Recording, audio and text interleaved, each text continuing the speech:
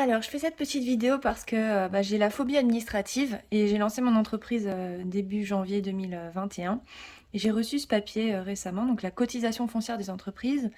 Voilà, je me suis un peu renseignée et je vais vous résumer en gros comment la remplir. Donc ici, il n'y a rien à rajouter, sauf s'il y a des erreurs évidemment, il faut corriger à droite, mais voilà, tout est pré-rempli. Ici, il faut cocher la case pour indiquer que vous travaillez à la maison, si vous êtes dans le même cas que moi, hein. Donc moi j'ai un bureau, ça fait à peu près 3 mètres carrés, donc il faut bien mettre la surface ici. Et ensuite vous mettez votre numéro de téléphone et votre adresse email et vous signez avec voilà, la ville et la date. Donc, voilà pour cette feuille. Ensuite, de l'autre côté. Alors moi je suis dans le cas où j'ai créé mon entreprise à début d'année, donc j'ai coché création d'établissement et début d'activité. Ensuite, il y a cette partie-là, donc il faut bien mettre la date de création de l'entreprise ici. Et si vous avez des gens, si vous avez un effectif, donc des employés, mais normalement c'est pas le cas, 0, il faut mettre 0 ici.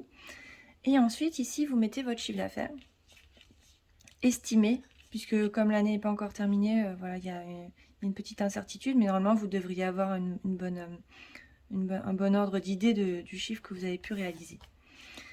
Ensuite, ici, il faut cocher. Alors, pourquoi il faut cocher cette case? Micro-entrepreneur bénéficiant du régime micro-social prévu à l'article gna gna gna. Oui, donc je bénéficie de ce régime, donc je coche. Et la date d'entrée dans le statut du micro-entrepreneur.